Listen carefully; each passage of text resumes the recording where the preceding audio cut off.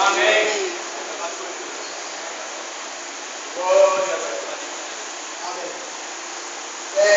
Para mim é uma honra estar podendo pregar de novo. E como os irmãos sabem, no mês passado nós fizemos uma campanha sobre cura e restauração de sonhos. Creio que todos aqui participaram, amém? Amém. E como é que foi? Foi bênção? Teve resposta? Parabéns. Se tiver testemunha, pode vir aqui contar, amém? Sabe que a gente está aqui, mas a gente não está brincando de ser crente. A gente está aqui sim, a gente tem pagado o preço. A gente tem subido um monte. Porque a gente sabe que a fúria do inimigo é grande. E quando a gente começa a trabalhar na área dele, ele se revolta para a nossa vida. Glória a Deus. E sabe que não está sendo fácil, está sendo difícil. Mas Jesus disse que no mundo ele é das aflições. Mas tende com ânimo, porque eu venci. E se ele venceu, nós estamos na presença, nós também venceremos. E hoje nós vamos começar a campanha sobre cura interior. E espero que todos aqueles que têm algum problema possam ser restaurados e curados. Eu gostaria que vocês abrissem a Bíblia de vocês no livro de Mateus. E quando a gente fala sobre cura interior, a gente trata da alma, a gente trata do espírito. E é complicado falar do nosso interior.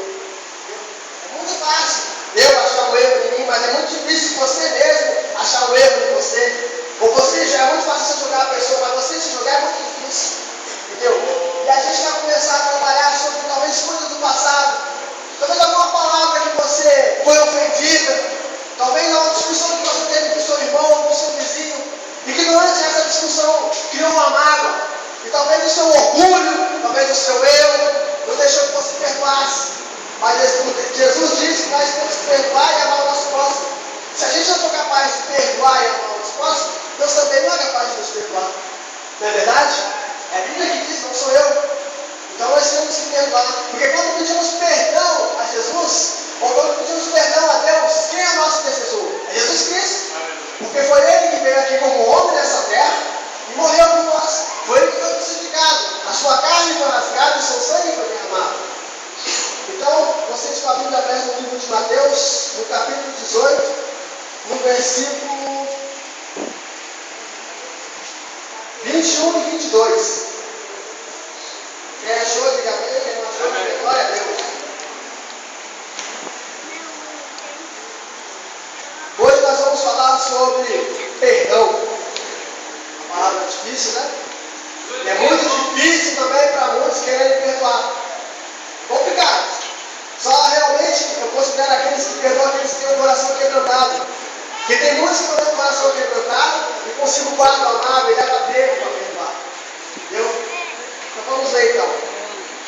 Então Pedro, aproximando-se dele, disse: Senhor, até quantas vezes pecará meu irmão contra mim e eu lhe perdoarei? Até 7? Jesus me disse: Não te digo até 7, mas 70 vezes 7. Não te digo até 7, mas te digo 70 vezes 7. Por que Pedro perguntou isso a Jesus? Por que, Senhor? Até quantas vezes pegará teu irmão contra mim e eu perdoarei até 7? Não até 7. Porque Pedro ele era um homem, eu considero assim que Jesus era um homem meio complicado de se lidar. Pedro ele tinha pode ser dado. Pedro ele tinha um sentido, um mover diferente. Entendeu? Porque Pedro, ele era um cara que, quando não se resolvia em palavras, se resolvia muitas vezes na espada. Então, quando os cobradores de impostos, ou alguém ia lá falar alguma coisa com Pedro quando ele não gostava, queria que ele guardava no seu coração a mágoa. Só que Jesus pregava, tanto para Pedro quanto para os outros discípulos, o amor. Pregava para Pedro também, que deveria amar o seu próximo e perdoar. E creio que o Espírito Santo foi fazendo um mover em Pedro. E creio que ele foi sentindo incomodado com aquilo ali. Eu não posso continuar dessa forma. Se eu sirvo a Jesus, ele é amor, ele é carinho, ele é perdão, eu também tenho que saber perdoar. Então creio que Pedro, nesse contexto, ele foi começando a ver que o Espírito Santo foi começando a ver que tinha que mudar Pedro. Então Pedro começou a lhe perguntar. E foi ter com Jesus: até quantas vezes, Senhor, tenho eu que perdoar meu irmão? E a gente trazendo para o nosso mundo. Quantas vezes o teu irmão, às ceia. Às vezes você discutiu com o teu irmão, às vezes você discutiu com o teu vizinho, e por alguma razão você se achou que deveria guardar aquela mágoa, ou por alguma razão você achou que você deveria não conversar mais com o seu irmão, e por isso se passou uns tempos, e o seu orgulho, talvez o seu ego, talvez o seu eu hoje, se passou e por isso você não conseguiu perdoar o seu irmão. Sabe que estamos certos? Estamos errados. Como é que eu, não perdoando o meu irmão, posso participar de uma Santa Ceia? Não posso, estou errado. Mesmo que eu esteja certo, eu tenho que saber perdoar. Mesmo que eu briguei com um colega meu, e com isso ele foi errado, mas eu tenho que saber perdoar ele. Porque eu sou cristão. Ele tem que ver em mim o Espírito Santo de Deus. Porque eu sou pessoa diferente dele. Porque tem quem pode ser em mim, é a glória do Senhor, ele vem quem afasta Jesus Cristo. Porque somos semelhantes a Deus. E se Deus é capaz de nos perdoar, nós também temos que ser capazes. Se Deus é amor, nós também temos que ser amor. Não é verdade? E levando para o outro lado. Levando para o lado do casamento. Para o lado do relacionamento. No começo, quando começamos a namorar, é tudo muito fácil, tudo muito flores. Entendeu? É amorzinho para lá, é benzinho para cá, é benzinho para lá. Mas vai se passando 1 ano, 2 anos, 3 anos. É que vai virando rotina, vai virando costume. Começa a ver umas palavras de ofensa. No começo, se fala uma ofensa de outra aqui, rapidinho dá um jeito de nos perdoar. Me desculpe, meu amor, me perdoa. E aquele coração ainda está inofensivo. Aquele coração ainda está cheio de amor e carinho. Então é mais fácil perdoar. Mas se passa 1, 2, 3 anos, está acostumando, aí você fica noivo, casa, e com o tempo aquilo ali vai relaxando, porque você começa a criar costume pelaquela pessoa. O respeito passa a diminuir, porque você não passa mais de respeito. Por quê? Porque o inimigo começa a agir naquilo ali. E com o passar do tempo, o que acontece? Aquele respeito que tinha algo começa a acabar. Às vezes aquela palavra que era de carinho vira a palavra de ofensa. Me desculpa a palavra dela. Ah, mas você é um malandro. Aquele bichinho que era pequenininho, o gatinho, ficou grande, passou a ser burro. Você é um cavalo, ou você é uma égua. É verdade. Isso é verdade. Eu falo isso por quê, irmão? Porque eu sou prova disso. Eu construí a minha família, eu não construí a minha família na presença de Deus, eu construí lá fora. E está aqui a minha esposa não me deixa mentir. E no começo era muito fácil para mim. Entendeu? Qualquer coisinha que acontecia entre nós era um respeito muito grande, tanto da parte dela quanto da minha. Mas os anos vão se passando. E nem tudo que se vê se fica depois. Nem tudo que se é se constrói também. Vão se passando os anos. E aquilo, você vai tendo respeito, mas você vai perdendo. Você vai perdendo por quê? Porque você vai perdendo costume pela pessoa. E a falta de respeito vai acabando de uma maneira que a gente se acreditia verbalmente. E se passava uma semana, às vezes 2, se conversavam com as palavras. Entendeu?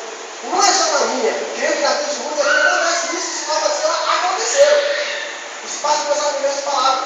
Por quê? Porque o orgulho não deixa você assumir o seu erro e você ter a coragem de falar assim, me perdoa. Mas de errado. E quando você falou uma palavra que machucou profundamente, pode você xingou, que machucou. E o coração é muito sensível. Dependendo da palavra que sai da sua boca, ele se gruda, ele cria raiz. E com o passar do tempo, só vai aumentando, só vai crescendo. E se você não tiver a humildade de você pedir perdão, meu amado, isso está virando pau de neve. Até que o amor se consome, se acaba. E na igreja também não é diferente. Isso se vê valendo na igreja também. Muitas vezes o pastor às vezes chama a atenção do irmão. E o que acontece? Aquele irmão se acha na razão que não deve chamar a atenção. Aí ele chega com outro irmão e fala assim, olha, o pastor se dá um exemplo, chegou para o Giovanni e falou para o Giovanni que eu presto fazer isso aqui. Giovanni, muito sábio, chegou para o Léo. Falou, Léo, o pastor Silva falou isso comigo e eu não gostei. Mas não sabia que o pastor Silva falou para o bem dele, ou corrigiu de uma forma que era para o bem. E aquilo ali o Giovanni não soube administrar, não soube receber. E aquilo ali ele criou uma mágoa no seu coração e começou a falar para o Leonardo. E Leonardo começou a espalhar. Daqui a pouco na igreja ninguém fala mais com ninguém por causa disso. Por causa de uma palavra maldita que se criou no seu coração ódio. E é complicado dessa forma. Porque a gente tem que saber perdoar. Porque se você não souber perdoar, a gente não se parece com isso. Porque a oração de Deus, ela é diferente da nossa. A gente não consegue orar igual a Deus. A oração de Mas quando nós começamos a perdoar e sabemos perdoar, aí nós comparecemos com Deus. Dessa forma que funciona. Porque Deus, Ele tinha lá os seus filhos, do ladinho, quietinho, mas quando Ele olhou para a humanidade, viu que a humanidade estava perdida. O que Ele fez? Ele pegou o seu filho, deu para nós, Jesus Cristo desceu na terra como homem, morreu como homem, foi crucificado, sentiu a dor, sua carne foi rasgada, seu sangue foi derramado. E mesmo assim, quando nós erramos ou pedimos perdão, Deus é capaz de nos perdoar, porque temos um intercessor. E esse intercessor se chama Jesus Cristo. Só Ele é capaz de perdoar. E não mais. Independente do que você vive na sua casa, se o seu marido falou algo para você, mulher, que te magoou, ou se o seu filho brigou com você, ou se você brigou com o seu filho, nesses termos, ficou alguma coisa pendente, resolva isso. Peça desculpa. Peça perdão. Não deixe que o seu orgulho, o seu eu, venha para dentro de você uma pessoa maldosa. Porque se você não assumir o seu erro, outras pessoas virão para a mesma coisa e você não vai ter coragem também. Não deixe que o seu orgulho seja maior do que a sua vontade. Não deixe que o seu orgulho crescer no seu coração. Seja humilde. Os humilhados serão exaltados. É Cristo que fala isso, não sou eu. É a Bíblia que diz. Então nós temos que ser mansos de coração. Temos que agir como uma criança. A criança você briga com ela aqui, agora briga com outra criança ali, daqui a pouco passou, tá bom? E assim nós temos que ser. Se não der para resolver, mesmo que estamos errados, vamos pedir perdão, me perdoe. Mesmo que você estava culpado por outro cara, por outra pessoa, mesmo que você estava culpado pelo seu marido, nós pedimos perdão, temos que ser humildes e saber perdoar. É Cristo que fala. Porque o perdão ele te traz satisfação. O perdão ele restaura. O perdão, perdão te traz satisfação, traz restauração. E se não fosse perdão, não haveria restauração entre Deus e o homem. E se Deus não nos perdoasse, nós perdoaríamos, nós poderíamos se transformar. Se Deus não nos perdoasse, nós poderíamos se transformar? É uma pergunta. Você acha? Se nós chegássemos de madrugada e fizéssemos uma coisa errada, chegasse, Senhor, me perdoa pelo que eu fiz, e Deus virasse as costas para nós, nós poderíamos ser restaurados por aquilo que nós fizemos? Será que a nossa consciência ia falar, poxa, nós poderíamos ter feito isso? Mas aí entra o Espírito Santo, ele começa a interceder com você, ele começa a mover e ver que coisas que você fez errado, para que você não venha pedir, porque você venha fazer de voluntário. É assim que funciona. Eu quero dizer para você, independente da sua circunstância, independente do que você fez, se há alguma coisa para ser feito, ou se há alguém que você tenha que pedir perdão, que peça perdão, não deixe para amanhã, porque amanhã pode ser tarde. Jesus pode voltar de hoje para amanhã, ou assim que acabar esse culto. E por um simples pedido de perdão, talvez que você não pediu, por um simples pedido de perdão que às vezes você não perdoou, você pode ficar. Não sou eu pedindo, isso é a Bíblia.